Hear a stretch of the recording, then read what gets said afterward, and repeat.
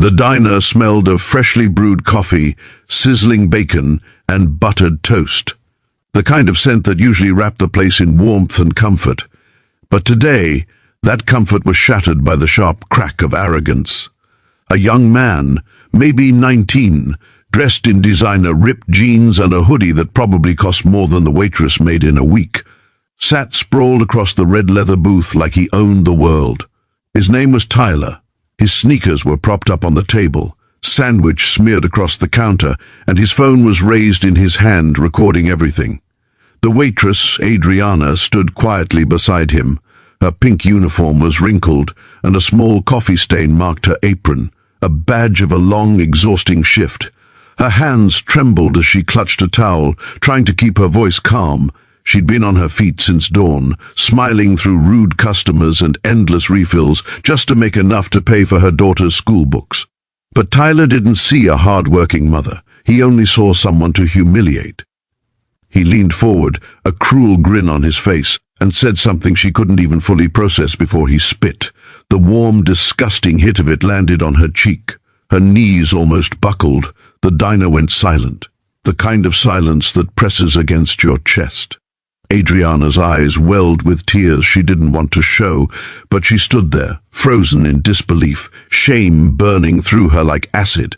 But what Tyler didn't notice, what he couldn't notice, was the line of black leather vests at the far end of the diner. 10 men sitting in silence, their eyes locked on the scene. Patches glinted under the dim diner lights, Hell's Angels. Before we go any further, if you believe in kindness, respect, and second chances, please take a moment to like, comment, share, and subscribe. Stories like this remind us why compassion and consequences matter more than ever. Tyler kept laughing, recording his content, aiming to go viral for humiliating someone just trying to do her job. He mocked her tears, calling her pathetic and telling her to learn to smile more. His followers would eat it up, a spoiled, rich teen showing dominance in public. But his laughter was about to die in his throat. From the corner booth, the heavy scrape of chairs echoed through the diner. The air changed, thicker, colder, dangerous. Boots hit the tiled floor, one after another, slow and deliberate. 10 bikers walked toward Tyler, and the diner's walls seemed to shrink. Their leader, a tall man with a silver beard and eyes that could cut through steel, stepped forward. His name was Mason. He had been an angel for 30 years, a man who'd seen both sides of life, chaos and redemption. Adriana's hands trembled as she tried to clean the table, avoiding eye contact, praying it wouldn't escalate. She didn't want trouble. She'd had enough of that in her life already. A broken marriage, a mountain of bills, and the ache of raising a child alone. But Mason saw her pain. He'd seen it in 100 waitresses before, the quiet strength of women who held the world together while the world ignored them. He stopped beside Tyler's booth. The boy didn't even look up at first, assuming it was another fan. "Can I help you, old man?" Tyler scoffed, chewing his gum like a challenge. But when he finally looked up and saw the patch, that flaming skull with wings, his arrogance wavered. Mason didn't raise his voice. He didn't need to. His silence carried the weight of thunder.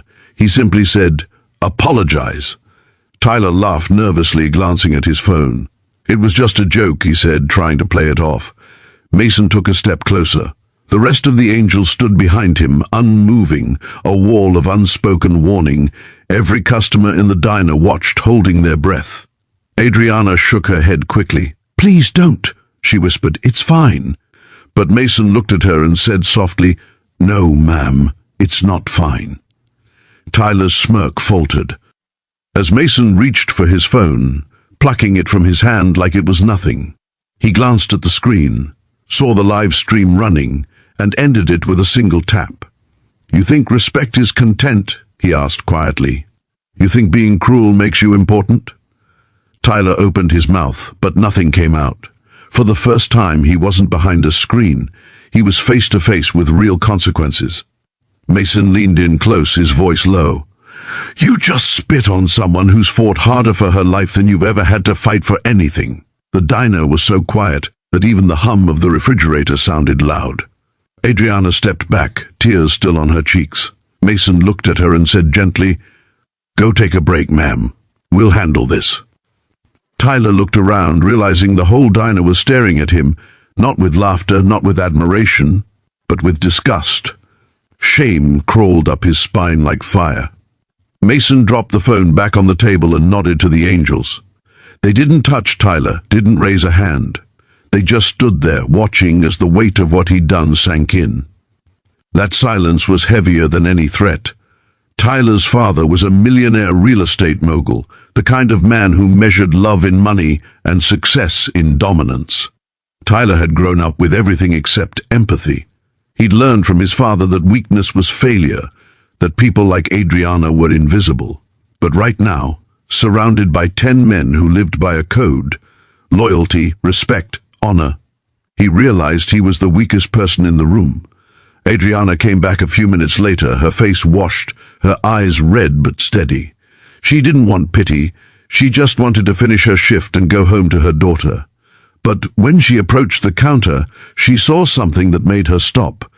Mason and the angels were gone, quietly, without a word. On the counter beside a napkin holder sat an envelope. Inside, there was $2,000 in cash and a simple note. "For your daughter's school books. From the brothers who saw your strength." Adriana pressed the envelope to her chest, trembling. She hadn't cried like that in years. Not from pain, but from being seen. Tyler was still sitting there, his phone forgotten, his food cold. He couldn't look her in the eye. Shame had replaced arrogance. He muttered an apology, quiet, awkward, but real, and for the first time Adriana saw not a spoiled boy, but a lost one. She nodded and walked away. That night, Tyler couldn't sleep. The image of Adriana's tear-streaked face haunted him. For once, the likes and comments on his videos felt meaningless. He scrolled through his feed, prank videos, fake apologies, shallow fame, and felt hollow. The next morning, Tyler drove back to the diner. He waited outside until Adriana arrived. She looked surprised to see him, cautious even. But he didn't have his phone this time. He wasn't recording. He handed her a small box. Inside was a bracelet. Nothing fancy, just engraved with the words "Be kind." Along with it, an envelope of his own. It wasn't as much as Mason's, but it was everything he had saved from his allowance. "I'm sorry," he said quietly. "I want to start over." Adriana looked at him, her eyes soft but steady. "Starting over is good," she said, "but remember, it's not words that matter. It's what you do next." And he did. Weeks passed, and Tyler began volunteering at a community center, helping serve food to people who couldn't afford a meal. At first, it was awkward. He felt out of place, clumsy, but over time, something inside him shifted. The more he gave, the more he realized how little he'd understood about life. He stopped chasing fame. He stopped treating people like props. And when someone mocked him online for it, he didn't care, because he finally understood what Mason meant. Respect isn't content, it's character. Months later, Tyler returned to that same diner. Adriana greeted him with a genuine smile this time. She didn't forget what happened, but she believed in forgiveness.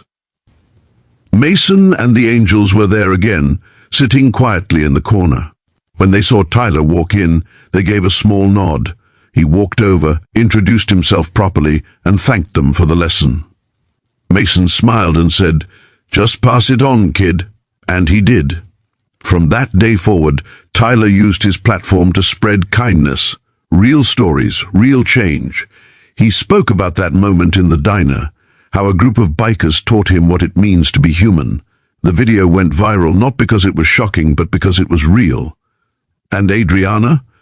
Her daughter got her books, her education, and one day she sent Mason a handwritten letter saying, "Thank you for believing in my mom." Sometimes the harshest lessons come from the quietest acts of decency. Sometimes the people we least expect, a tired waitress, an old biker, a lost teenager, become the ones who change the story completely. If this story touched your heart, please like, share, and subscribe, not just for the channel, but for every person who believes kindness still matters in this world. Comment below. What would you have done if you were sitting in that diner that day? Because maybe, just maybe, the world changes, one act of courage, one act of compassion at a time.